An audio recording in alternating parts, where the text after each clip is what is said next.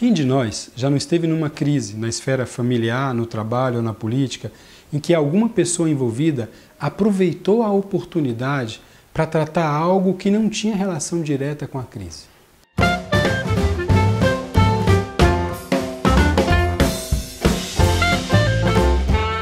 Na esquina do pensamento de hoje, quero te pedir um pouco de paciência para falar de um assunto que escutamos todos os dias: crise.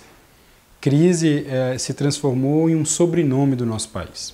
Nós temos uma abordagem que tenta perceber a crise como uma oportunidade, o que faz algum sentido, ao menos em algumas situações. Outra abordagem que encontramos também são daqueles que criam crises ou se utilizam da crise como uma cortina de fumaça. Eu quero conversar com você sobre uma outra perspectiva, a crise como um pretexto para fazer maldades. Isso mesmo. Nem todo sofrimento que passamos numa crise está relacionado à própria crise. Parte dele pode estar relacionado à maldade daquele que se aproveita, que se utiliza a crise como pretexto. Deixa eu te partilhar um exemplo bem concreto que envolve o mundo do trabalho. Um espaço que está muito tensionado em função da crise econômica e com o nível de desemprego. O Robert Castel, que é um sociólogo francês estudioso do tema do trabalho, ele diz o seguinte: para ele, nós podemos nos sentir filiados ao mundo dos adultos em relação ao trabalho, ou seja, estamos inclusos, fazemos parte de uma determinada organização e com isso nós nos sentimos pertencentes à sociedade. Existem também aqueles que se sentem desfiliados, ou seja, eles estão fora do jogo, sem uma perspectiva de voltar. E existe um grande número, é sobre isso que eu quero te chamar a atenção, de pessoas que se percebem como vulneráveis. Ou seja, elas podem perder o vínculo de filiação com um determinado trabalho. A vulnerabilidade nos deixa numa tensão constante e dispostos a fazer de tudo para não cair para o grupo dos desfiliados.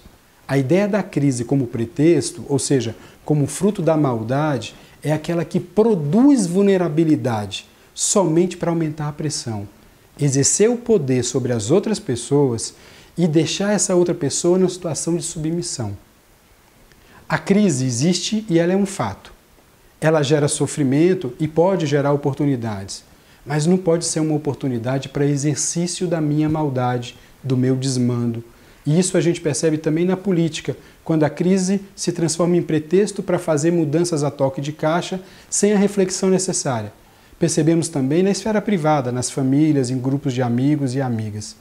Existe uma diferença sutil entre crise, que nem sempre conseguimos evitar, e a utilização das situações de crise como estratégia para a realização dos meus projetos e desejos pessoais. Em alguns momentos da humanidade, nós já utilizamos o medo como um recurso para justificar várias atrocidades e sofrimentos desnecessários. Utilizamos o medo para infantilizar as pessoas. Produzir o medo nos outros até pode dar certo, mas nem tudo que dá certo é correto. Eu aprendi uma expressão com um amigo com quem trabalhei durante alguns anos, ele é de Propriá, no Sergipe, a palavra mal-assombro, que vem da ideia de criar mal-assombros, mal-assombrados. Ele costumava falar assim: chega de mal-assombro. Pois bem, não me parece um bom caminho fazer da crise um motivo de mal-assombro com os outros. De uma forma ou de outra, mexer com esse mundo do mal-assombrado é sempre um risco. E ninguém sabe as voltas que a vida dará. Um abração e até a próxima esquina.